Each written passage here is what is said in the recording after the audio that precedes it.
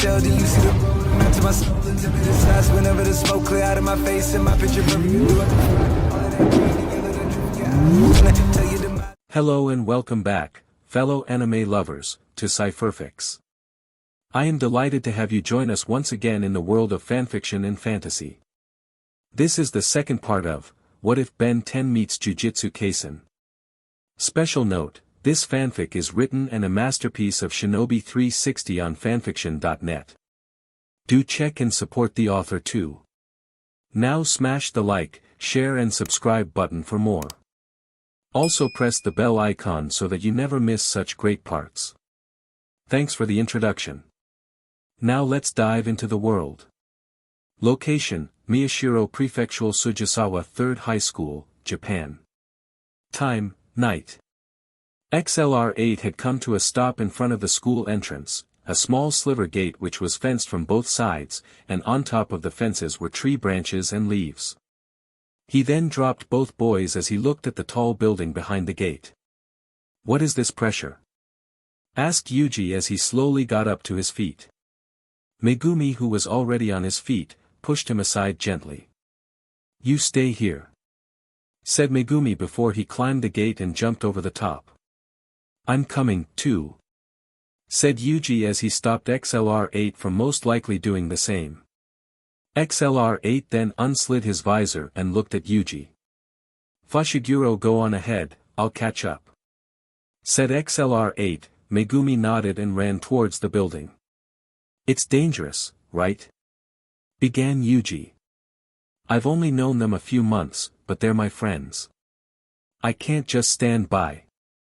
Look, Itadori, I'm grateful that you gave us the directions here, but now I need you to sit this one out.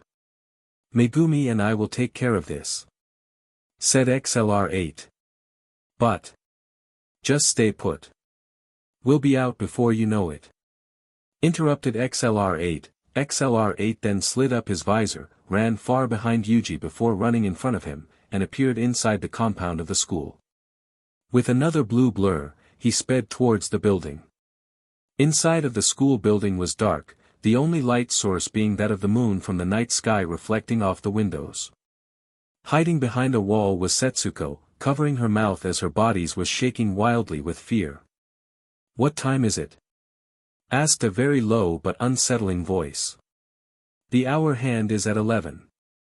Walking through the corridor was a curse slightly similar to the one Megumi and Ben encountered before, only this one had very notable differences. For starters, it had just 2 arms and 2 legs, it walked on its legs, but in a manner similar to a zombie, it was much slimmer and had a gray skin tone, and it had up to 6 eyes on the side of its face alone, 2 of them being very large. "What is that monster?" Sasaki called out the voice of Takashi, causing Setsuko to remove her hands from her mouth and look in front of her. Indeed, a figure greatly resembling Takashi was slowly walking towards her, though he was shrouded in darkness, leaving his overall appearance somewhat uncertain. "Iguchi? Thank goodness. Where have you dash?" "He help me," Takashi said weakly as he now came fully into the limelight. On top of his head, covering all but his nose and mouth was a curse gray in color with 4 eyes. At each side of Takashi's face was 2 arms. At his right side, the curse used one hand to open the roof of Takashi's mouth, and another to open the bottom.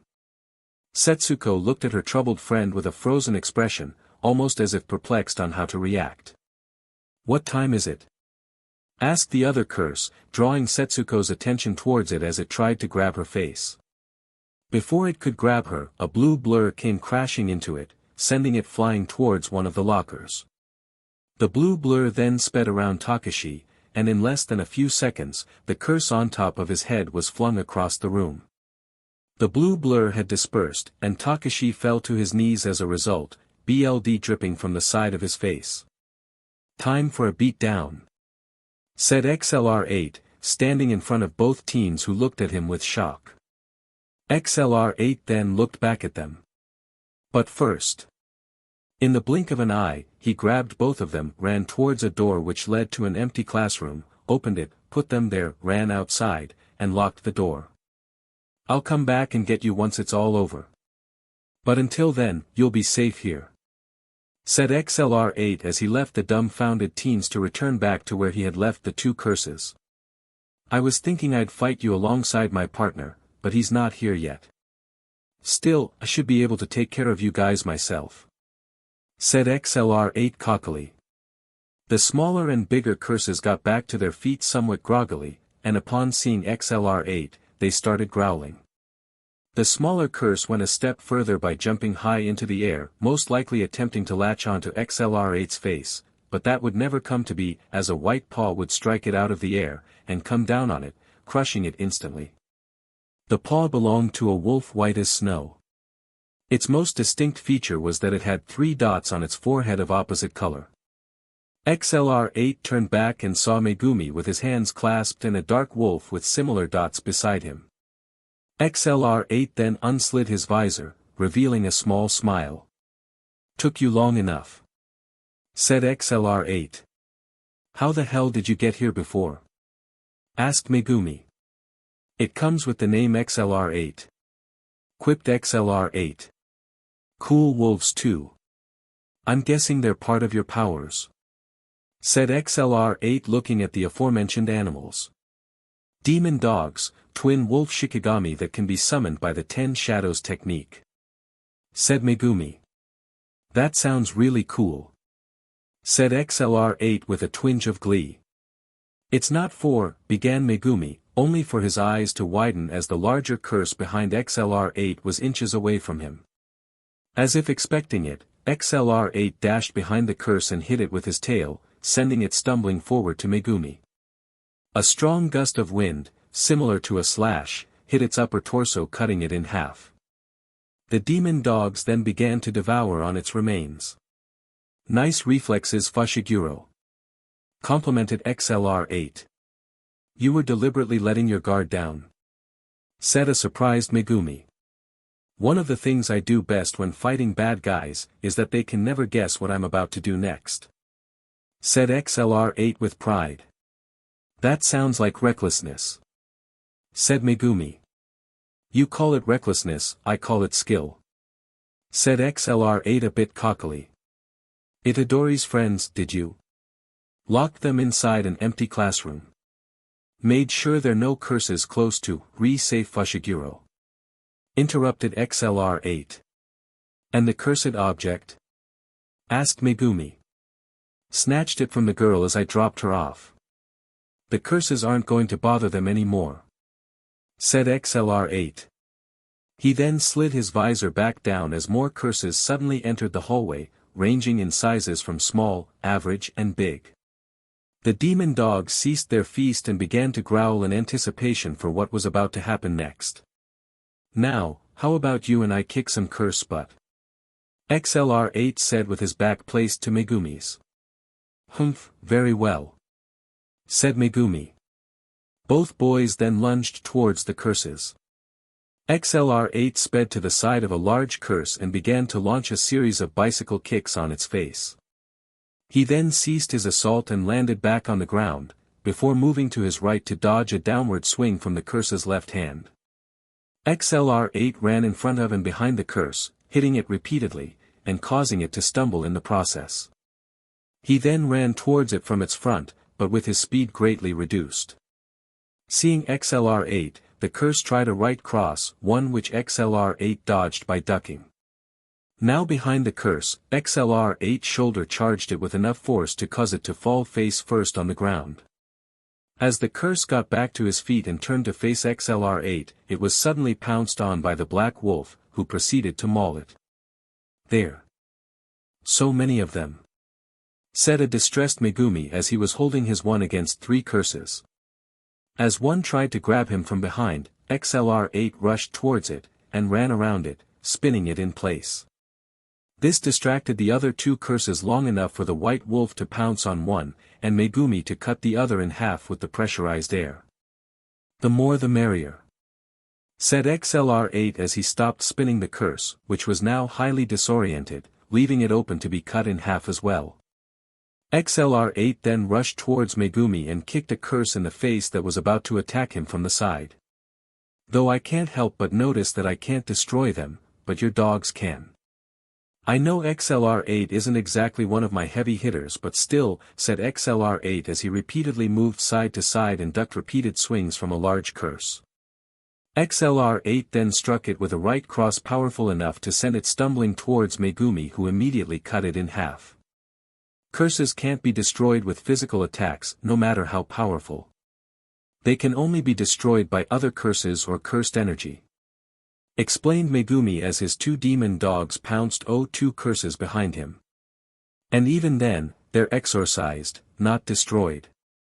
Megumi then pointed behind XLR8, causing the black wolf to lunge at a curse trying to run away. Aha! So I rough them up, and you deal the finishing blow. Mused XLR8. More or less. Said Megumi simply. I can work with that. Though it's not like we weren't doing that already. Said XLR8 as he then ran towards another pair of curses. Their numbers were great, but the combined might of Ben and Megumi was greater. With Ben setting up Megumi and his Shikigami for a finishing blow each time he attacked, the curses didn't stand a chance. In about a minute, the desecrated remains of the curses was scattered across the hallway, much to the delight of the demon dogs, as they feasted on it heartily. Looks like the last of them. Said XLR. It would seem so. Said Megumi.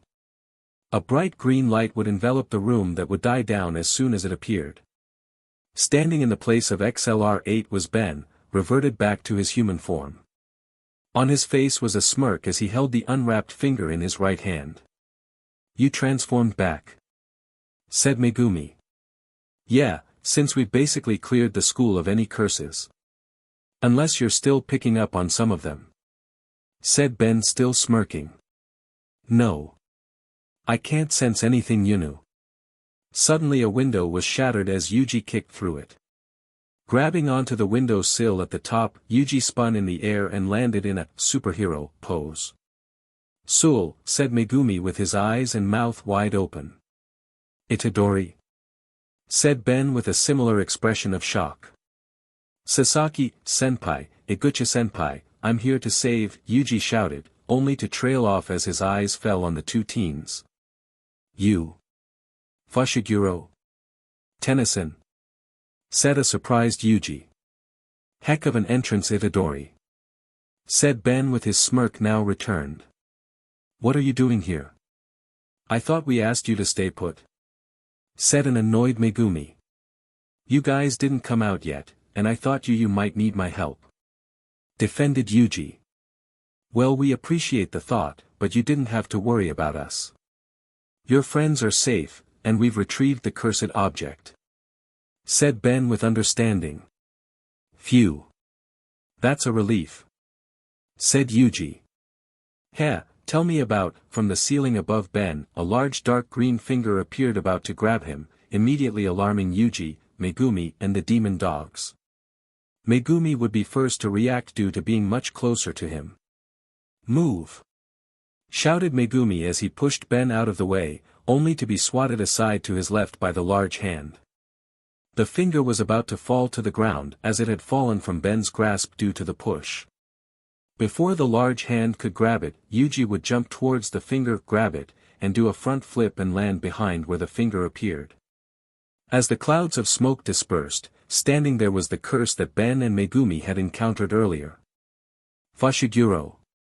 Tennyson. Shouted Yuji. Before he could discern about the well-being of his newly formed acquaintances, the curse struck him with enough force to send him through a concrete wall. This sent Yuji skidding through a section of the school that was slightly below the very top floor of the building. On his knees and bleeding profusely from the sides on his face, Yuji struggled to get back on his feet. And though he had succeeded, Yuji was hit with a punch that sent him flying up into the air, and caused him to throw the finger up as a result. Noticing this, Yuji tried to grab the finger, but was instead helped by two of the hands of the curse. Seeing that the finger was falling down, Yuji, still restrained, jumped on the head of the curse and used his teeth to hold on to the end of the finger.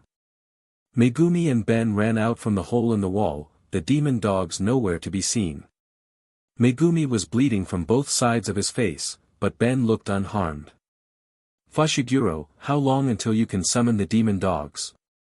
Asked Ben with great distress. It disrupted my focus with that attack from earlier, I might not be able to summon them on time. Said Megumi with similar distress. If we don't act fast, that thing's gonna kill Itadori. Said Ben as he pushed back the sleeve of his left hand, revealing the omnitrix. The aforementioned Yuji was standing on the mouth of the curse that was opened wide, as it tried to force Yuji down to its mouth to eat him. Ben then activated the omnitrix as Yuji threw the finger up into the air with his teeth and opened his mouth wide. Come on, said Ben as he scrolled through holograms. Got it. Shouted Ben with a smile as he stopped at the hologram of Big Chill. Don't do it. Shouted Fushiguro, stopping Ben from slamming down the dial. As he looked at Yuji, his expression changed to one of even greater distress as Yuji swallowed the finger. No, said Ben in a low but grave tone. The curse began to move Yuji's seemingly lifeless body around, about to devour it. But before it could, its hands suddenly exploded, and Yuji jumped off his head and landed in front of it a bit groggily, his face looking down. On Yuji's right hand, 2 black rings appeared on the wrist as the curse ran towards him. Inches away from devouring him, Yuji swung his right hand upwards in a claw-like slash, causing the curse to be sliced into a million pieces and evaporate almost immediately. Both Ben and Megumi's eyes had a hint of feet as they noticed long, black nails from Yuji's hands. His appearance was covered by the clouds, but it wouldn't last for long, as the moonlight would shine on his face, showing that his appearance had changed drastically. On his forehead, nose, and cheek was a unique set of black markings, and a second pair of eyes that looked towards the 2 teens before looking back at its front. This was Ryomen Sukuna, now in possession of Yuji's body. Ha ha ha ha ha ha ha ha. Began Sukuna, his voice completely different from Yuji's. Ahahaha, ahahaha. Sukuna continued laughing maniacally, his teeth exposed as well. Ah, I knew it. Began Sukuna enthusiastically. The light feels best in the flesh. Ben and Megumi could only watch in horror as Sukuna ripped Yuji's hoodie apart, revealing that the black markings went further down to his chest and torso. A cursed spirit's flesh is so boring. Where are the people? The women? Sukuna then jumped atop the railing of the building they were on. What a wonderful era to be in. Said Sukuna with glee and his arms outstretched, taking in the scenery of the houses. Buildings, street lights, normal lights and the night sky. Women and children are crawling everywhere like maggots. Said Sukuna still grinning. Marvelous. It'll be a massacre. His psychotic grin became even more unsettling. Ahahaha. Suddenly his right hand grabbed his chin, causing a surprised expression to form on his face. He then suddenly came down from the railing, and walked backwards, his hand still on his chin. He came to a stop once he was directly in front of Megumi and Ben. What do you think you're doing with my body? Give it back. Said the voice of Yuji. How are you able to move? Asked a perplexed Sukuna. I mean, it's my body. Said Yuji as if it was common knowledge. He's suppressing me. Thought Sukuna as his second pair of eyes began to close. Don't move. Said Megumi, causing Yuji to turn towards him. Even Ben looked at him with surprise. You're no longer human. Huh? Said a confused Yuji, removing his hand from his chin. Megumi then brought his hands forward and clenched them into fists, kneeling on his right leg. A black aura began to surround him. Under jujutsu regulations, Itadori Yuji, I will exorcise you as a curse. Both Ben and Yuji were taken aback by Megumi's declaration. Wait, really, I'm just fine. Said Yuji as he lifted up his hands in an attempt to convince Megumi. Sukuna's markings gradually began to disappear. More importantly, you and I are both pretty beat up. Let's go to a hospital. By now, the markings had completely disappeared from Yuji's body. Ben and Megumi gritted their teeth as their bodies shook slightly. This was due to them feeling uncertain about whether or not it was truly Yuji that was talking to them. Megumi gradually began to close the distance between his clenched fists, and Ben looked at him once more. Fushiguro, wa. What's the situation? Ben's and Megumi's eyes widened respectively upon hearing those words, as they knew who the voice belonged to. Both teens then turned their heads to the side, and their eyes fell on none other than Satoru. His dressing this time was quite different from when Ben had first met him. Now Satoru was sporting a black BLNDFLD and black high-neck jacket with matching pants and dark dress boots. Satoru's hands were inside the front pocket of the jacket, and over his right hand was a white bag. Gojo-sensei. Why are you here? Asked a surprised Megumi as he unclenched his fists, thus causing the dark aura to disappear. Hey, said Satoru with a smile and his left hand held up. I wasn't planning on coming. He then dropped his hand and bent down a little. But man, you're roughed up. He then looked at a perplexed Ben. But you don't even have a scratch, so that's no fun. A grin then formed on his face as he brought out a white phone from his left pocket. You however Megumi. I'm definitely showing this to the second years. He then began to take rapid photos with flash, and moving from side to side in the process. This caused Megumi to use the inside of his right hand to shield his eyes as he looked away from Satoru. Face this way. This caused Ben to frown in annoyance, and Yuji to look at him with confusion. The higher-ups wouldn't shut up with a special grade curse object gone missing. Satoru had stopped taking photos of Megumi and seemed to be sending them to the second years, as he said he would. All three boys looked solely at him. So I stopped by while doing some sightseeing. He then looked away from his phone to Megumi. So, did you find it? Asked Satoru, causing the teen to look at the ground. Ben's expression changed into a somber one. Began Yuji weakly and his hand slightly outstretched. Satoru looked at Yuji with confusion. Sorry, but I ate it. Said Yuji sheepishly as he pointed at himself. Satoru's mouth was opened in a smile of disbelief, and he didn't speak for up to 3 seconds. For real? He said. For real? Said Ben, Megumi, and Yuji in unison. Satoru then put his phone in his pocket, and leaned sideways, as if closely inspecting Yuji. He would take this a step further by walking towards Yuji, and standing in front of him, just a few inches away from his face, much to Yuji's surprise. Satoru would then cup his left hand under his chin as he looked at Yuji inquisitively. All Yuji could do was blink in confusion as sweat slowly began to drop from the right side of his cheek. Heh heh. Chuckled Satoru with a smirk as he dropped his hand. DMN, it really did combine with you. That's hilarious. He then walked away from Yuji until he was directly in front of him, Megumi and Ben. He then turned slightly to face Yuji. Anything off with your body? Asked Satoru. Not particularly. Replied a slightly unsure Yuji as he began to dust his chest before looking at his sides. Can you swap out with Sukuna? Asked Satoru. Sukuna? Said Yuji in confusion, now looking solely at Satoru. The curse you ate. Said Satoru. Oh yeah, I think I can do that.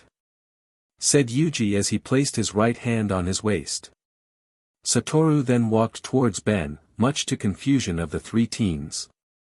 Then give us 30 seconds, more specifically him. Began Satoru as he stood behind Ben and placed his hands on his shoulders.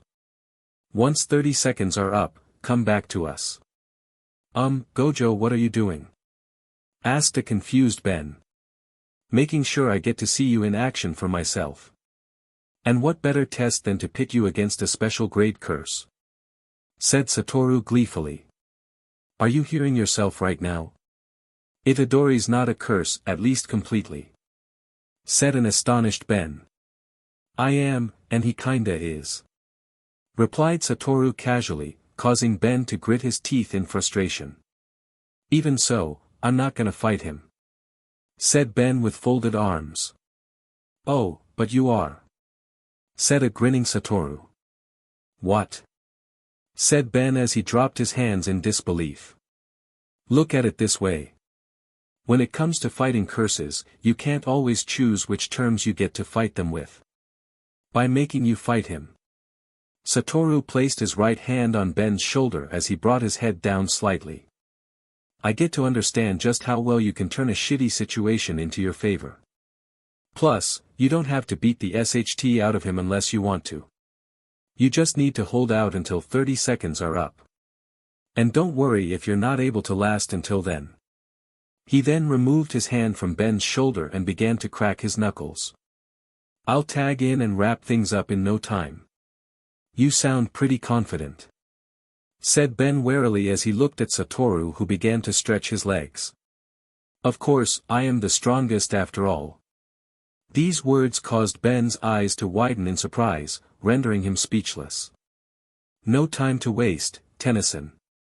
Time to get this show on the road, said Satoru as he pushed Ben forward, causing the teen to stumble. You're doing this to entertain yourself, aren't you? Said Megumi from behind him.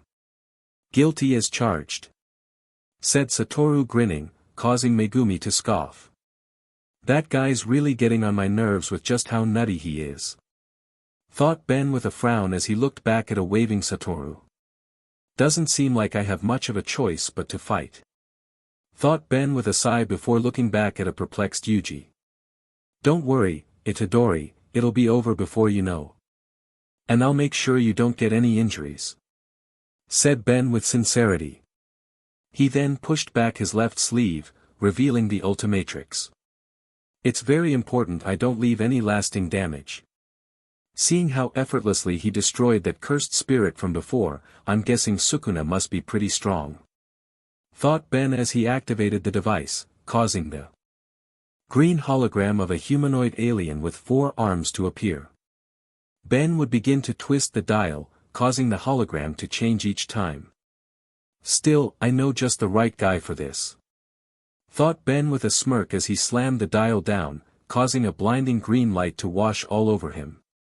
Once it died down, standing in the place of Ben was a humanoid, plant-like alien that had an overall green and black-colored body, mostly with a red flame-patterned head and root-like feet, seemingly holding black rocks. His eyes were oval-shaped with points at each end with pupils copying the shape but were smaller. His shoulders and head had red petals and his elbows and legs had green frills sticking out. On his chest was the omnitrix symbol. Swamp fire, shouted the Methanosian as he took a powering up stance. Both Megumi and Yuji looked at Ben's new form with awe, while Satoru's smirk simply widened. Alright, a plant guy. Looking forward to what this one can do, said Satoru, grinning. Suddenly, he then used his left hand to pinch his nose. Though I hope there's more to it than that smell, phew, said Satoru as he began to wave his right hand in front of him. It's not that bad, argued an annoyed Swampfire, causing Satoru to smirk. Meanwhile, Yuji stood there, seemingly lifeless as the black markings began to appear on his body once more. Alright Itadori, it's just you and me. You don't have to worry, I'm not going to go all oh. Swampfire was interrupted by a fist being in depth through his stomach. The owner being none other than a grinning Sukuna. Ah oh, said Satoru while Megumi looked on in shock. Ah oh's right. For you, said Swampfire as he hit a baffled Sukuna with a right uppercut to the jaw that sent him flying. Seemingly coming down HRD on the ground, Sukuna did a backflip mid-air and landed on his feet, his right hand scraping the ground as he skidded slightly. Once he came to a stop, he brought his left thumb to his mouth, and to his surprise he was bleeding. He would be even more surprised upon seeing the hole indented into Swampfire's stomach completely healed. That surprise would soon fade, and turn into a grin instead. With a low but maniacal laugh, Sukuna would lunge at Swampfire. He would throw a downward slash with his right, causing Swampfire to sidestep to dodge it. He would then throw a left cross, causing Swampfire to bend backwards to avoid it. With a grin, Sukuna would clench his right hand into a fist, causing Swampfire's eyes to widen. He would bring it down with force towards Swampfire's face, causing the latter to jump backwards to avoid it. A large cloud of dust from the shattered concrete would form, concealing Sukuna in the process. Swampfire's eyes narrowed as he looked at the smoke, his hands clenched into fists and his legs spread wide apart.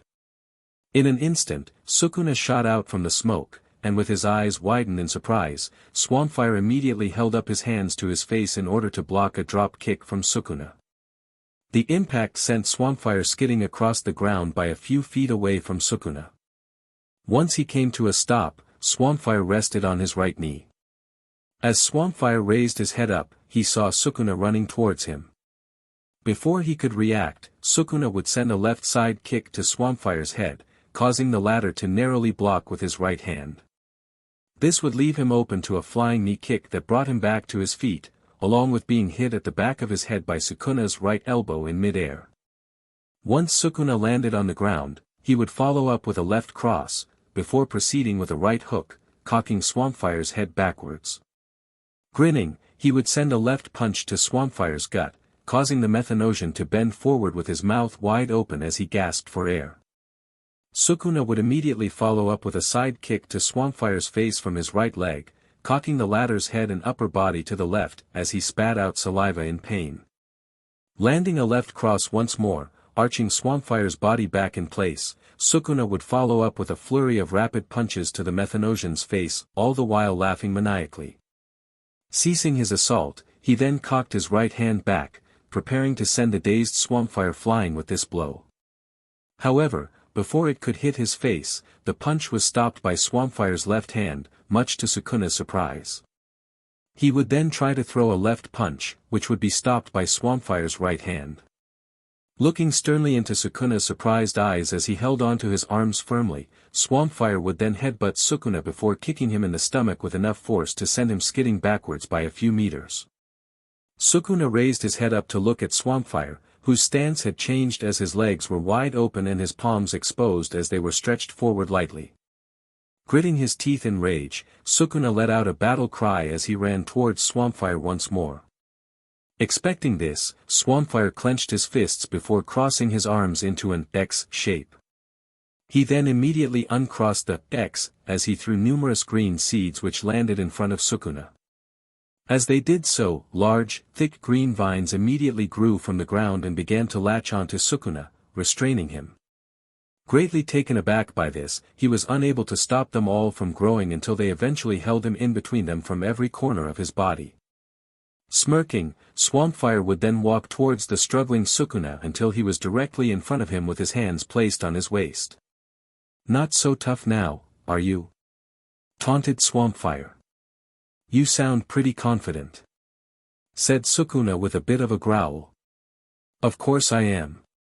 You've got a few more seconds left before Itadori takes over, and I still managed to beat you without breaking a sweat. And considering the circumstances, I'd say I have every right to be." To Swampfire's surprise though, Sukuna began to laugh. "What's so funny?" asked an annoyed Swampfire. "You really think you've won?" said a grinning Sukuna. "You jujutsu sorcerers always sound so confident." Suddenly, the vines restraining Sukuna exploded to Swampfire's amazement. While still in mid-air, Sukuna jumped off one of them, ascending high into the air. Once his rise had come to a stop, he did a rather graceful backflip, causing him to face the ground upside down. With a grinning face, he clenched his right fist, causing a small but visible black aura to envelop it. No matter what the era. Sukuna shot towards the ground like a meteor, leaving Swampfire unable to jump out of the way as he held an unhappy look on his face. "Oh man," were the words Swampfire uttered right before Sukuna landed his attack. The impact from the blow and his landing caused a massive cloud of dust to erupt from the ground and the building they were standing on to shake violently. Once the dust cloud had dispersed, standing in a large crater filled to the brim with cracks was a grinning Sukuna, holding his right hand triumphantly. "That's why it's always satisfying when I turn you to dust." He then looked towards Megumi and Satoru, the former with a look of disbelief and horror, and the latter with a frown of disappointment. "Now then, who's next?" said Sukuna, grinning wildly with his arms stretched out to the side. "I'm not done yet," said the voice of Swampfire, much to the surprise of Sukuna and Megumi. Once Sukuna turned to his back, he saw long vines mixed with green and red curling around each other in order to reform into Swampfire. After a few seconds of doing so, in the position of the vines, was a fully restored Swampfire back on his feet with a stern look on his face. Megumi looked at Swampfire with awe, while Satoru did so with a grin. "Since I no longer have to hold back, I might as well wrap this up," said Swampfire as he clenched his fists. "TCH," began an annoyed Sukuna as he clenched his fists well. "You're pretty persistent, I'll give you that." He then unclenched his fists and began to raise his right hand very slowly. However, his right hand was now outstretched and the black aura enveloped it once more. "I think it'd be better for everyone if you just," a ball of black flames formed in front of the outstretched palm. "Died." The black fireball, which was now massive in size, flew towards Swampfire. In an instant, Swampfire unclenched his fists as his palms were now ignited with flames, stretched them out and shot a massive stream of fire towards the black fireball. Upon making contact with it, it extinguished the black flame but still sped towards a surprised Sukuna, who narrowly dodged the attack by bending to his left slightly. Looking back, Sukuna saw that the attack then hit the ground behind him, causing flames to briefly burn behind him. Looking back to Swampfire, Sukuna's surprise immediately faded as he now sported a wild grin instead. Gritting his teeth, Swampfire moved his palms forward continuously as he sent rapid fireballs towards Sukuna. The King of Curses then began to run towards Swampfire with his upper body bent down, his neck arched forwards, and his arms arched behind him moving freely. He would move from side to side while running in order to avoid the fireballs headed his way. Once he was a few feet away from Swampfire, he would jump up into the air in order to avoid a fireball aimed for his legs, and would weave to his left in order to avoid a fireball aimed at him. Descending downwards rapidly, before Sukuna could land a Superman punch on Swampfire's face, Swampfire would grab Sukuna by the face with his right hand, and slam him down to the ground on his back. Sukuna began struggling to break as he released muffled grunts, but to no avail as Swampfire would release a large green mist from the hand he used to detain Sukuna, causing the latter's eyes to widen. Almost immediately, Sukuna would kick Swampfire in the chest with his right leg, causing the Methanosian to release his hold on him and walk back slightly. Sukuna would then do a backhand spring while on the ground to bring himself back to his feet, before running towards Swampfire in order to attack him. To his dismay, each jab, cross and kick Sukuna threw would either be blocked or dodged by Swampfire.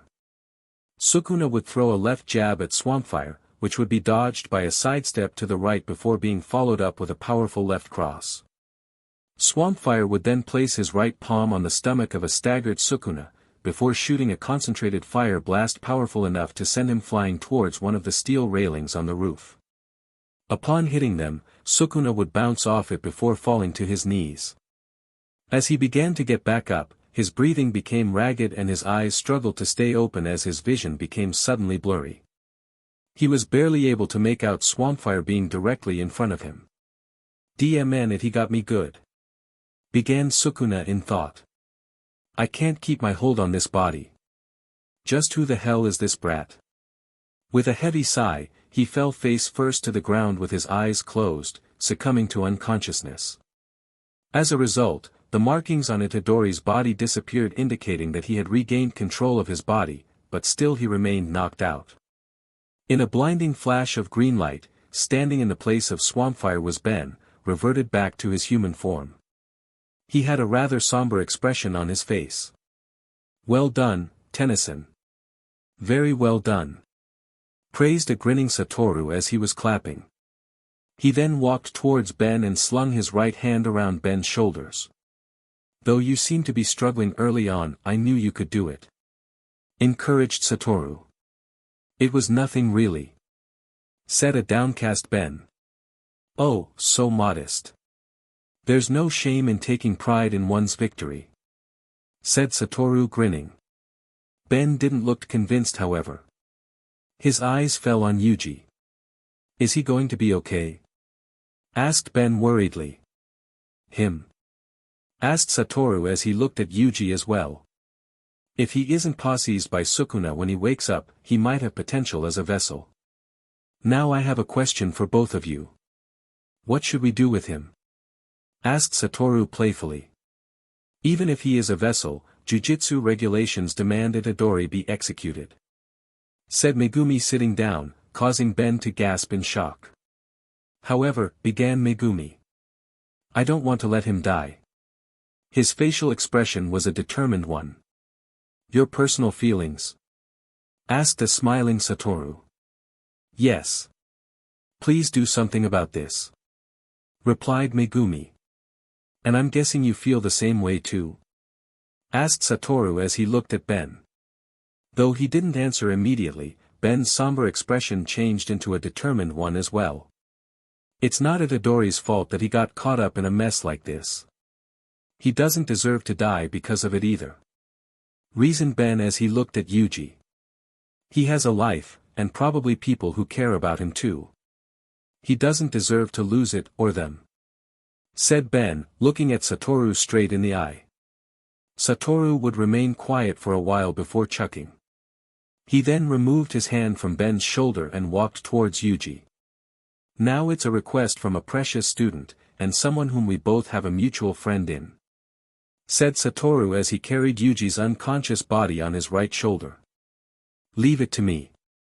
Said a grinning Satoru as he gave both boys a thumbs up with his left hand.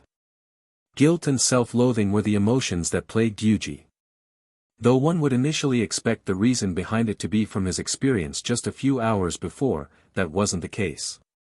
Once he regained consciousness, he found himself detained to a chair, unable to move his hands due to them being tied behind said chair. He was in a room lit with numerous yellow lanterns on the floor encased in glass. The walls were covered with numerous papers all written in Japanese kanji, but that wasn't even the most unsettling part. That honor belonged to the man who brought him here, Satoru Gojo. Satoru sat directly in front of him with his chair turned backwards, allowing him to rest his hands on the top. His ever-present grin and laid-back tone only added to the tension Yuji felt once he explained his current predicament to him. Due to now becoming the vessel of Sukuna after ingesting the latter's fingers, Satoru's superiors had demanded for Yuji's execution immediately. The only reason why it hadn't taken effect yet was because Satoru had asked for it to be suspended in order to reach an agreement with Yuji. Yuji was presented two choices, to either die by Satoru's hand there and then, or to help them gather and ingest all of Sukuna's fingers and then meet his end. Why the second option existed was because the cursed object of Sukuna's fingers was so powerful that it was impossible to destroy. However, with the presence of Yuji as his vessel, if the former were to be destroyed after ingesting all the fingers, Sukuna and his powers would be gone forever. As stated earlier, this was not the primary source of Yuji's despair, even though it would make sense if it was. Rather, after being released by Satoru in order for him to come to a decision on his own terms, Yuji had met up with his friends, Setsuko and Takashi, or as Yuji calls them, Sasaki-senpai. And Iguchi-senpai. The duo were in the home of Setsuko, having been admitted from the hospital as their injuries were minor, and even then, it was only Takashi that sustained any. Even though this was a desirable outcome and that their lives were not lost or hindered in any way, Yuji still blamed himself for putting them in danger in the first place due to giving them Sukuna's finger to keep hold of. Despite their attempts to comfort and assure Yuji, the latter departed with an obviously forced smile, as deep down, he had sunken into more despair than when he had come to see them. Now in present time, during the day, Yuji is seen sitting on a bench with his usual attire, the only difference being that his hood is green, not yellow. As Yuji sat on the right side of the bench, sitting on the left side was Satoru. Satoru sat with his legs crossed, which was in deep contrast to Yuji's opened legs. They sat in front of a wide, 3-story building that was black with blue roofings. Who passed away? Asked Satoru. My grandpa. Although he was like a father to me. Replied Yuji sadly. I see. Sorry it happened at a time like that. Said Satoru sincerely. For a brief moment, there was silence between the two. So have you decided what you want to do? Asked Satoru. Are casualties like these from curses pretty common? Asked a reluctant Yuji. This one was a rather exceptional case. But in terms of the damage, it happens all the time. Began Satoru. It's a good night when someone dies a normal death after encountering a curse. Finding a body that's all torn apart is on the better end of the outcomes. Yuji gulped as he looked at Satoru with evident discomfort. Eventually, he looked away to the ground. If you plan to hunt down Sukuna, you're going to witness some gruesome scenes, and I can't guarantee you won't end up that way yourself. Said Satoru as he placed his right index finger underneath his nose as he smiled. So chose your hell. Yuji looked even more downcast than before. The duo were now inside the building, which was now revealed to be a crematory as the room they were in, lit with a hole carved on the wall in the shape of a small window. The bony remains of a corpse on a sliver bed was the most eye-catching thing about it. Yuji stood beside it to his left, and looked at it with deep sorrow, as the remains were that of his grandfather who had passed just yesterday. You're a strong kid, so help others. Were his grandfather's last words. And upon hearing those words, Yuji clenched his fists. Satoru leaned on the wall behind him, wondering what Yuji's next move would be. If all the parts of Sukuna was gone, would there be fewer people who get harmed by curses? Asked Yuji, who was using 2 wooden sticks to add the contents of a silver cooler onto the charred bones. The contents, fingernails, most likely the only remains of his grandfather he had left. Of course. Replied Satoru with a small smile. Yuji then set aside the sticks, and covered the lid of the cooler. His eyes were still glued on his grandfather, but it was evident that he was deep in thought. Slowly, he raised his head until he was able to look at Satoru. Do you still have that finger? Satoru responded by bringing out a finger from his pocket, to which Yuji accepted. Looking at it again, it's pretty disgusting. Said Yuji, not thrilled in the slightest about what he was going to do.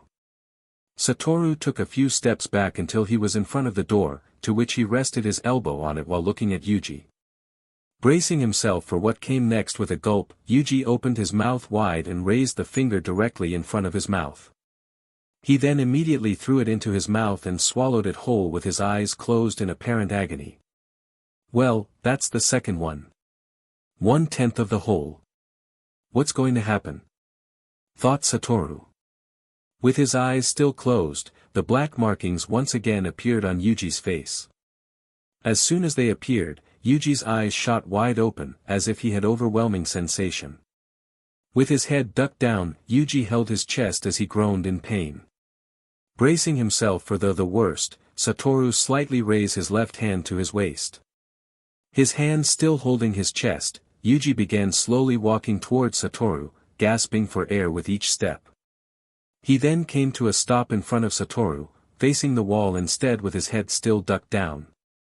His lower eyes had opened, indicating that Sukuna was gradually beginning to take control. His unexpected laughter followed up with it made things even more unsettling. Satoru was pleasantly surprised however, as Yuji stood up to face him with his tongue outstretched in disgust. Upon doing so, it could be seen that the markings had disappeared, and his lower eyes were closed, indicating that Yuji was in full control of his body. Gross, so gross it's funny. Said Yuji through his outstretched tongue, causing Satoru to grin with his arms crossed. That settles it. It's not just a physical tolerance. He can control himself against Sukuna with no issue. Yuji had looked as he began to breathe, most likely getting over the discomfort from earlier. We haven't seen someone with talent like that in 1,000 years. Something wrong? Asked Yuji, now fully regaining his composure. Oh, it's nothing. Said Satoru before he walked to directly in front of Yuji with his left index finger and thumb cupped under his chin. I take it this means you've steeled your resolve? He asked with his left index finger pointed out. Not at all. Answered Yuji honestly with his hands on his waist. He then raised his head up. I'm still wondering why I have to be executed. He turned away from Satoru with his right hand behind his head. Satoru then turned to his right side to look at him. But I can't just do nothing about the curse. He was looking at a picture of his grandfather placed on the table. That last request is going to be a pain in my butt, he said with dismay. His expression suddenly changed into a serious one, as he had now made up his mind on what he wanted to do. He walked forward slightly before stopping. I'll eat every part of Sukuna. I don't care what happens from there. He then looked back at Satoru. I've already decided how I'm going to die. Nice, I like people like you, said Satoru, grinning widely. Sounds like a fun hell awaits, he said with his hands in his pockets before turning away to walk towards the entrance. Make sure you're packed by the end of the day, said Satoru, causing Yuji to look at him in confusion. We going somewhere? Satoru pressed a button on the wall with his left hand, causing the door to open by the sides. Standing behind the door was Ben and Megumi. Ben in his normal attire with a smile, Megumi with his jujutsu uniform and a few bandages on his face. More specifically, his forehead, below his right eye, his left cheek, and the right side of his mouth. His expression was a neutral one. Tokyo, both teens said in unison. Fushiguro, Tennyson, began Yuji with surprise. You're both looking good, said Yuji with enthusiasm as he gave them both a thumbs with a faint blush on his cheeks. You think so after seeing this? Asked Megumi unamused as he pointed to the bandage on his forehead, causing Ben to chuckle.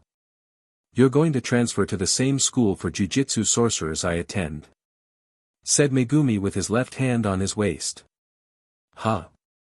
Said Yuji in confusion. Tokyo Metropolitan Jujutsu Technical High School, responded Satoru, causing Yuji to look towards him. By the way, you're the fourth first year, said a smiling Satoru, as he held up 4 fingers on his right hand. Only 4, said Yuji in disbelief. I had the same reaction too, said Ben with a chuckle as he kept his hands in his pockets. What do you mean? Asked Yuji as he looked at Ben now. I'm moving in too, which makes me the third, said Ben proudly as he pointed his left thumb to himself. Whoa, really? Said Yuji in amazement. Yep. Come on, we'll explain more on the way there, said Ben with a smile. The setting is a graveyard within there were at least 6 statues within the graveyard, each bearing at least 1 similarity and 1 difference. They all have bald heads, wide eyes and red scarves wrapped around their necks. However, they all made different hand symbols. Yuji himself was seen praying in front of one of the graves, more specifically the Itadori family grave. He could be seen wearing a black backpack that was pretty large in size. Okay, I'm heading out, Grandpa, said Yuji as he got back to his feet. He then put his hands in his coat pocket and began to walk away from the grave. Location: Tokyo Metropolitan Jujutsu Technical High School. The school was a broad campus consisting of several buildings built in a traditional Japanese architectural style, operating under the guise of a Buddhist temple. Its building was well hidden on Tokyo's outskirts, far and high in the mountains. There were also a lot of trees around the property to further obscure the elements other than the buildings reflect the Buddhist theme. There are several statues of deities, shrines, and torii gates around the campus. Currently Yuji, Satoru, and Ben were walking down a passage close to the school. The passage itself was filled to the brim with trees and grasses from all corners. This is really deep into the mountains. Is this really Tokyo? Asked Yuji. Even Tokyo's like this on the outskirts, replied Satoru. Where's Fushiguro? Asked Yuji. He's been treated by a sorcerer, and now he's fast asleep, answered Satoru. Tokyo Metropolitan Jujutsu Technical High School, began Satoru. It's one of only 2 jujutsu educational facilities. On the surface, it's known as a private religious school. Many jujutsu sorcerers continue to use it as a base after graduation, so it's a pillar of the jujutsu community not just in education, but for support and mediation in missions. By now, the trio were already outside the entrance of the school. "Anyway, you're about to have an interview with the principal," said Satoru as he and the two teens began walking up a set of stairs placed in front of the entrance. "The principal?" asked a confused Yuji. "Screw it up, and he could reject your admission. So go all out," said Satoru casually. By now, they were inside the school compound. "Huh?" said Yuji in shock. "And what then? Immediate execution?" Satoru smiled in response, while Ben sighed. "Hopefully it doesn't come to that," said Ben with sympathy. "What?" said a new voice, causing the three to stop walking. "So you're not the boss?" Satoru looked at Yuji with curiosity, while Ben did so with caution. Though considering the circumstances, the latter reaction was more justified. On the right side of Yuji's face was the mouth of a grinning Sukuna. Any hierarchy other than strength is worthless. Yuji immediately used his right hand to cover his now compromised right side of his face. "Sorry guys. He pops out sometimes," said Yuji. "What an amusing body you have now," said Satoru with his right hand cupped under his chin. "I wouldn't call it that. More like creepy," said Ben with his shoulders slumped. Suddenly, Sukuna's mouth appeared on the back of Yuji's right hand, alarming both boys. "Not again!" shouted Yuji in dismay. "I owe you a favor, brat," began Sukuna, his words directed towards Ben. "Once I make this brat's body my own, you'll be the first one I kill," said Sukuna grinning. "And you'll be second, for asking him to fight me," said Sukuna, now directed towards Satoru.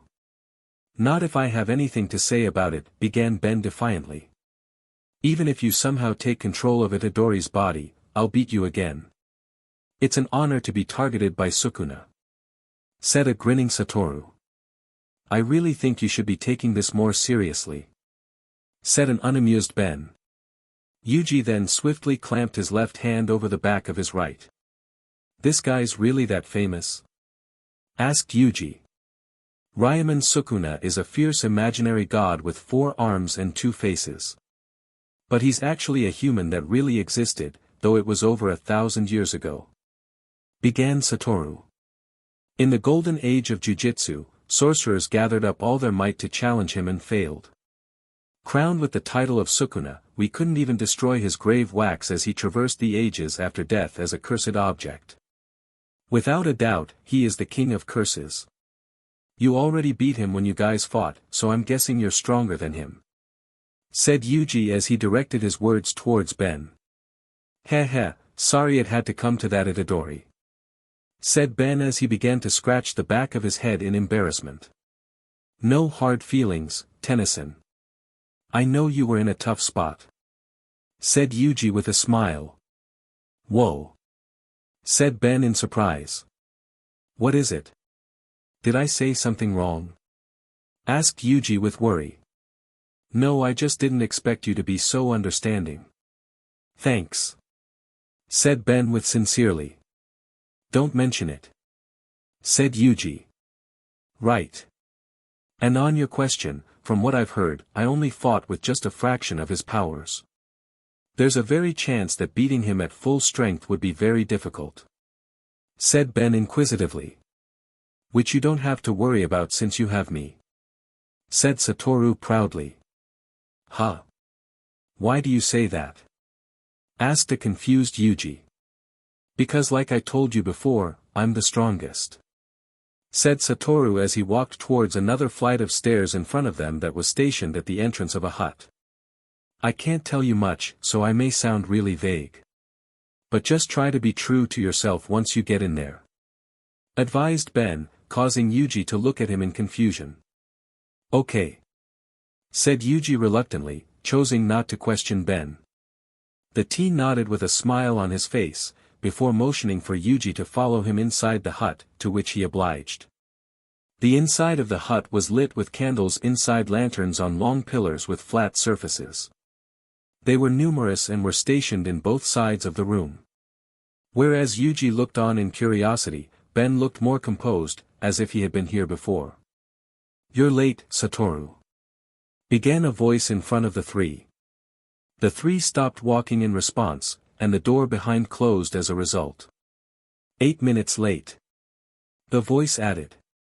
Its owner was a tall man with short black hair that was shaved at the side of his head, a mustache-goatee combination, and wore dark sunglasses. His attire consists of a zipped-up long-sleeved black jacket, black pants, and black shoes. The man sat on the ground with his legs crossed, and currently he was sewing up from its back what appeared to be a rather small anime doll. From both of his sides were numerous animal dolls of different sizes and colors. "But I told you to fix your habit of being late. That old dude's making cute things," thought an alarmed Yuji. "If it's not enough to chase me for, then don't chastise me. You're just making dolls, anyway. What's a measly 8 minutes?" said Satoru before looking towards Yuji, who stood at his left. Ben stood at Yuji's left as well, thus putting Yuji in the middle of the two of them. "That's Principal Yaga Mazamichi," said Satoru. "That's the boy?" asked Yaga as he held the sewn-up doll in his right hand. "Itadori Yuji," greeted Yuji as he bowed. "I'm into girls like Jennifer Lawrence. Pleased to meet you. What did you come here for?" asked Yaga, taking Yuji by surprise. "An interview," answered a reluctant Yuji. "But why Jujutsu Tech?" asked Yaga. "To learn jujutsu," said an unsure Yuji. "I mean beyond that," said an unimpressed Yaga. "What do you hope to find once you've studied curses and learnt how to exorcise them?" He dropped his right hand and raised his head slightly, looking Yuji straight in the eye. "Well, I mean I'm going to collect the fingers of Sukuna," said Yuji with his left palm outstretched. "It's dangerous to just leave them as it is." He began wiggling his fingers on both hands. "Why?" asked Yaga once more, causing Yuji's eyes to narrow in disbelief. "People you'll never know die every day due to crimes, accidents, and diseases in the natural course of life." "Here he goes again," said a grinning Satoru. Ben looked at Yuji with worry, but said nothing. "But you're telling me you can't overlook it when that death is caused by a curse? It was someone's dying wish. I don't care about the details. I just want to save people," said Yuji, slightly annoyed. "A dying wish?" asked Yaga right before getting to his feet. "So you're saying you'll fight against curses because someone else told you to? You fail." Yuji's eyes widened in surprise. Yaga then stretched his left arm to his side, and exposed his palm. Upon doing so, a doll rose to its feet with a growl. The doll was similar to a teddy bear. It was green in color, its hands were slightly bigger than its legs, its teeth were exposed in the form of a grin, and its head had what seemed like a spherical metal hat sewed onto it. "Those weren't dolls?" asked Yuji in disbelief. "Cursed corpses. They're dolls. Dolls infused with my curse," said Yaga before motioning his left hand towards Yuji. Upon doing so, in the blink of an eye, the doll appeared in front of Yuji with its left hand cocked back for a punch. Yuji managed to bring his backpack forward, thus allowing it to take the blow instead. "It's heavy," groaned Yuji before being sent flying to a pillar behind him. "Is that really a doll?" asked Yuji as it began to taunt him by dancing in front of him. A person's true nature reveals itself during a crisis. "I'll keep attacking you until I get an acceptable answer," said Yaga. "Look man, it wasn't just someone else. Said Yuji as he got back to his feet before sprinting towards the doll. It was a family member's dying wish. Yuji managed to sucker punch the doll, sending it flying to the wall behind its MSTR. It then began to ricochet off surfaces across the room, leaving a perplexed Yuji frozen in place as he didn't know where to accept an attack from. He had only gotten even more nervous once the lights within the room went off. "SHT, where is it?" asked Yuji worriedly. Standing on a pillar across Yuji with glowing red eyes, the doll shot towards like a missile before hitting him face first, causing him to roll on his back twice before hitting another pillar. "Ow," said Yuji as he rubbed the back of his head in pain. "A family member is still someone else. Said Yaga, walking forward slightly. Once Yuji stopped rubbing his head, he saw the doll continue with his dancing taunts. This time, it pointed its behind at Yuji. Right, it's a doll. It doesn't get hurt or frightened. Thought Yuji. A jujutsu sorcerer is constantly facing death. Said Yaga as with a lit matchstick, he lit one of the lanterns on a pillar. And not just their own death, sometimes you must ignore those murdered by a curse to rend the flesh from it.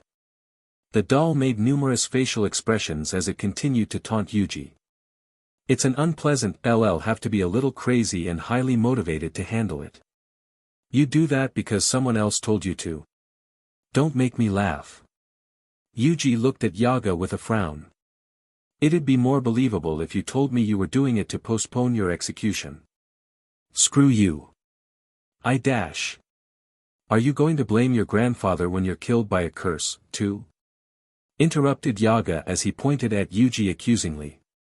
This caused Yuji's eyes to widen in surprise. You say some pretty harsh things, old man. Said Yuji. Education is making people realize things. Said Yaga as he began to slide his beard with his right hand. I'm not really, began Yuji as he cupped his left hand under his chin. He was immediately met with a right hook from the doll that sent him flying. His body did a backflip in midair as a result, causing his face to be arched upside down. It's not easy to imagine how you'll feel on the verge of death. Began Yaga. However, I can say one thing for certain. At the rate you're going, you could end up cursing your beloved grandfather. Jujutsu sorcerers never die without regret. The doll was about to land another blow as it too stayed in midair. I'll ask you once more. Why have you come here to Jujutsu Tech? I was always better than most in sports and in fights. But never once did I think, this is something only I can do. Thought Yuji. With his eyes narrowed due to focus, Yuji ducked the doll's punch, jumped off the pillar behind him, and headbutted it in the gut. Upon tackling it, Yuji came to a rolling stop on the ground, his hands holding the doll by the neck tightly, leaving it to struggle to break free. Consuming Sukuna is something only I can do. If I managed to escape my death sentence and ran away from this responsibility, I'd be there eating food, taking a bath, or reading manga. And the moment I stopped to think, I'd go, oh, I bet someone's dying because of Sukuna right now, and become depressed. Began Yuji. That doesn't involve me, it's not my fault. You expect me to just tell myself that? The flames on one of the candles initially began to shake, before it continued to burn, only this time even brighter than before, thus signaling Yuji's newly formed resolve. I refuse to do that. Both Ben and Satoru had warm smiles on their faces. I don't know how I'll feel when I'm dying, but I don't want to regret the way I lived. Declared Yuji with conviction. Satoru, Ben. Show him to the dorm. Said Yaga as he turned his back on Yuji. His face had a smile as well. Explain the security and everything else to him, too. Huh? Said Yuji in confusion. You pass. Said Yaga as he stretched out his left hand to offer a handshake. Welcome to Jujutsu Tech. Yuji smiled as a result. But due to being distracted, his grip on the doll loosened, leaving him open to a sucker punch that sent him sprawled across the floor. Oh, sorry. I forgot to release the curse. Apologized Yaga as the doll began to dance in triumph with a faint blush on its cheeks. This place is huge. Said Yuji in surprise upon taking in his new room. Indeed, it was rather spacious, and though it was scanty, the furniture present was pretty well furbished. All the second and third years are out at the moment. Explained Satoru as Yuji sprawled on the bed. Hello. Shouted Yuji in delight as he opened his slider door that led to the outdoors. Is anybody home? asked Yuji as he opened his empty wardrobe. But you'll meet them soon enough. They aren't many of them. But, there's really no reason for you to fight too, is there? Fushiguro, Tennyson and I could retrieve Sukuna's fingers. You could just wait here. Suggested Satoru. It's fine. I said I'd do it, and I'm doing it. Said Yuji as he just finished setting up a poster of a blonde woman with a black bikini sitting with her legs crossed to the side on beach sand. Though lazing around, began Yuji in thought. While Fushiguro and Tennyson come in all beaten up to bring me a finger would be a funny sight. That's true. Said Satoru with a chuckle. Hey now, don't get any ideas Itadori.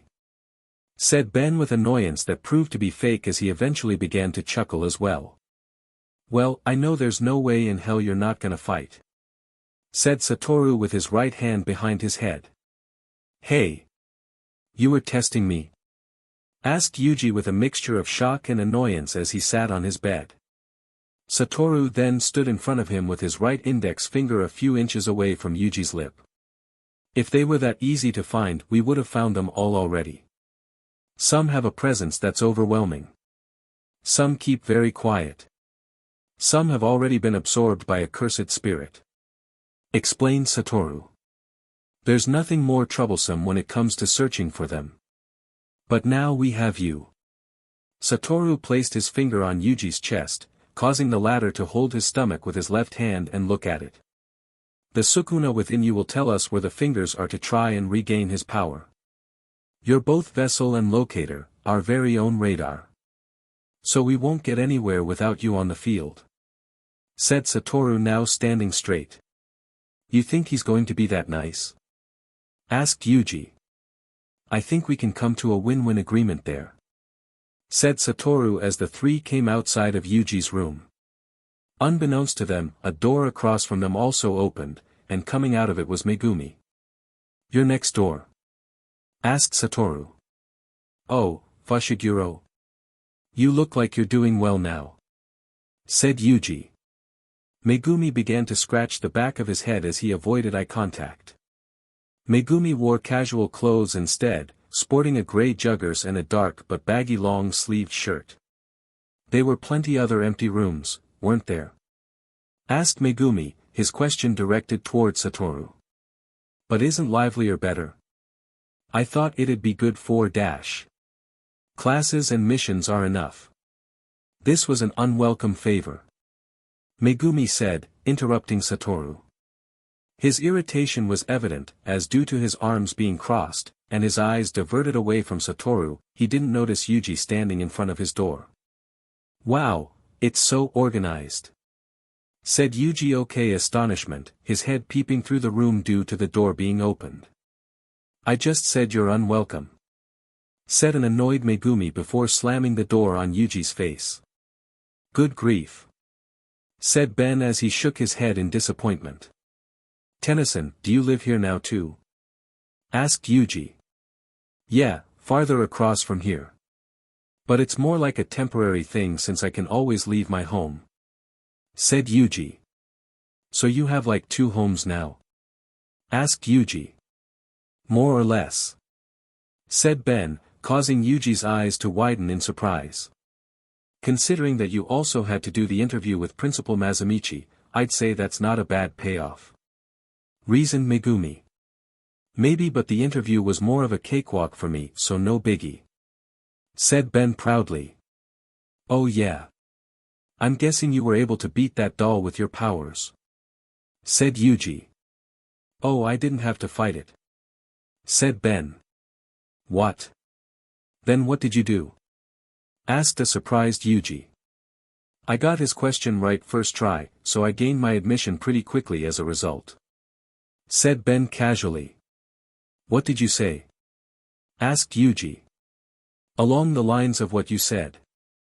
About how I'm the only one that can do the things I do because of my powers, and that it's my responsibility to make sure that I can use them to keep people. Said Ben with sincerity. Whoa.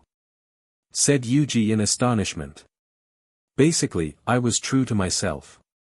It's why I got it first try.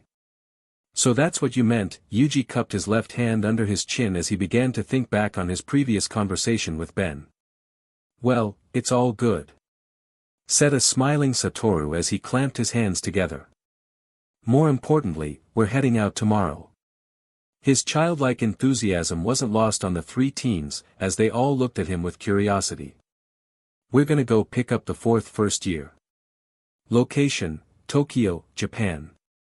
It was a warm, sunny day in the streets of Tokyo.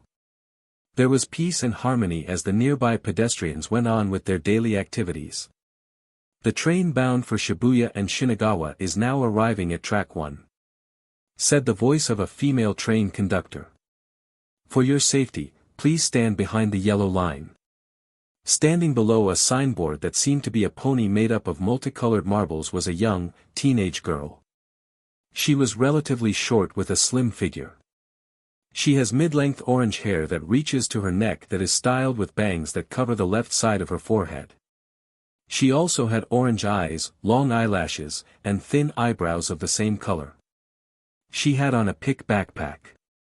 She wore the jujutsu school uniform, which consisted of a dark blue Gakuren-style top, a button-down jacket and a long matching skirt that reaches to just above her knees. She also sports black stockings and brown shoes along with a signature brown belt. Sorry that I'm here, said the girl as she held the handles of her backpack tight without moving from her position. There were numerous civilians in front of her and at her sides. They were all absorbed in their activities, which varied from either reaching their destination, stopping to take photos with each other, buying and eating pastries. All just to name a few. I'm in Tokyo. Not too far away from where the girl was, the three teens stood beside each other. Both Ben and Yuji had worn completely different clothes from their casual attire, as they now sported the jujutsu uniform.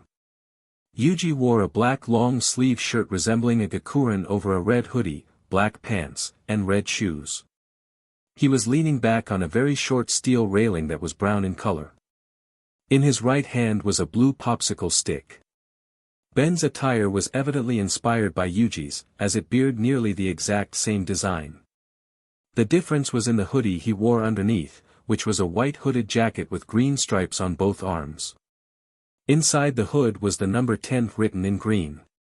The left sleeve of his hoodie, however, was most likely tucked in, as underneath the black long-sleeved shirt was the omnitrix, just slightly exposed. He and Megumi stood at opposite sides of Yuji, slightly away from the railing. Ben put his hands in his pocket while Megumi put his left hand on his waist. How are they only 4 first years? Isn't that few?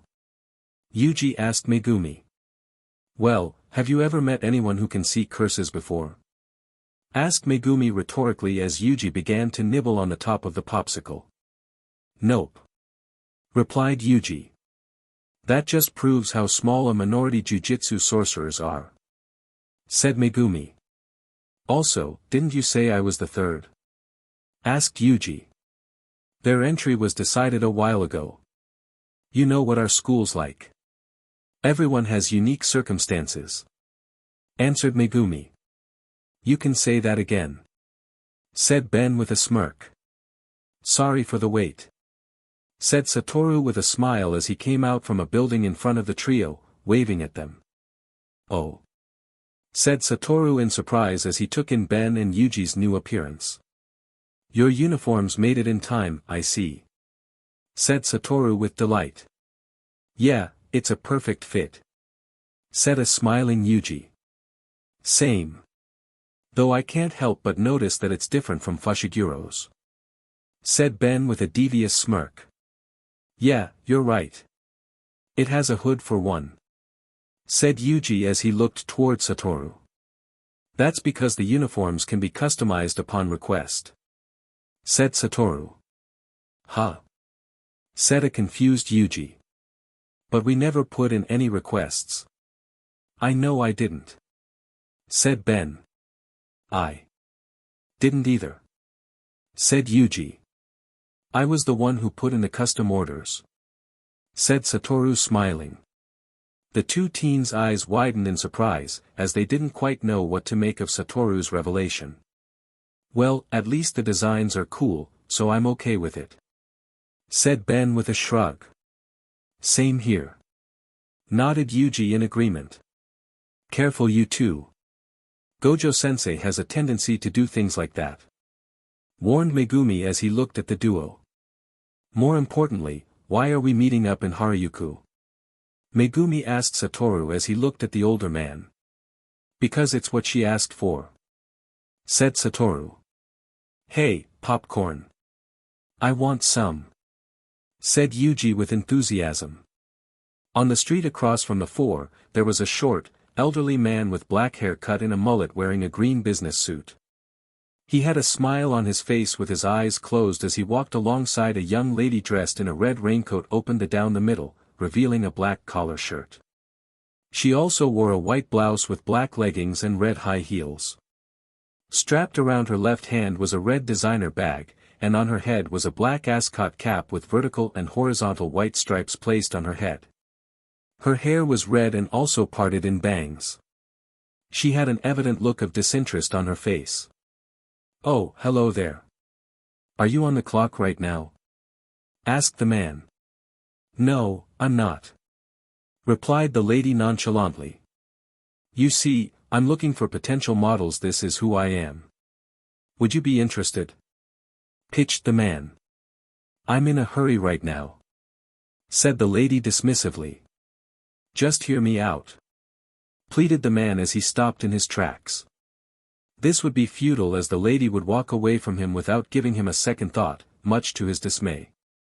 Unbeknownst to him, an unlikely individual would be watching him from the street across from him. Hey, you. Said a female voice, pulling him. Once he turned to his back, he saw the girl with the jujutsu uniform from earlier, with 3 bags in each hand.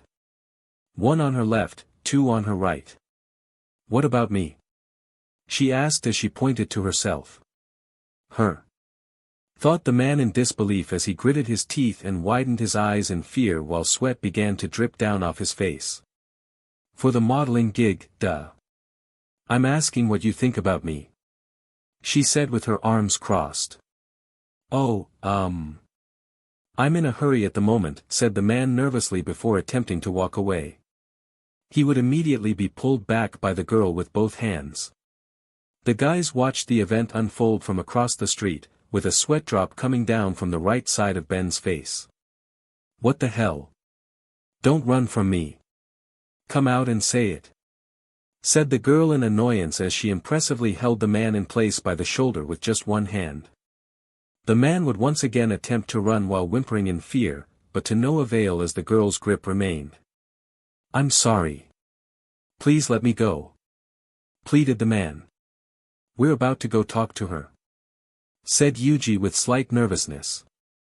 Yuji was wearing a set of red shades that had the letter R at the left and the letter K at the right.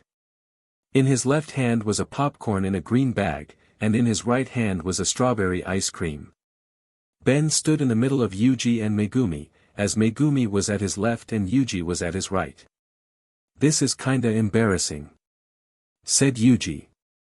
So are you. Said Megumi with a scoff. Itadori's got a point though. Last thing we need is to make a bad first impression.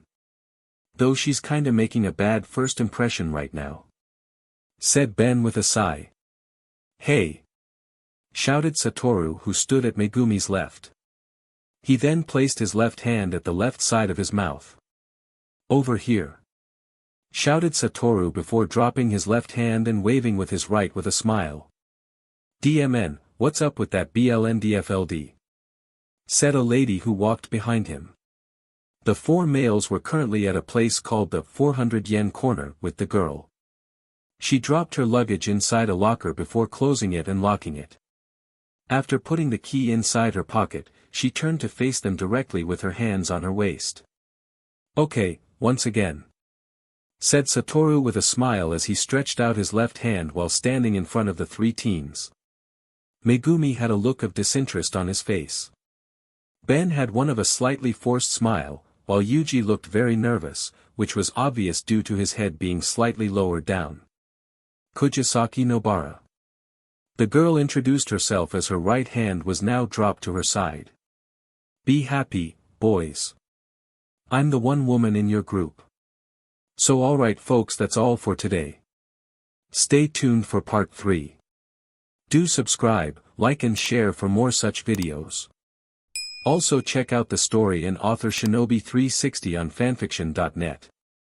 Press the bell icon to be notified first on release. See you in the next video. Till then, goodbye.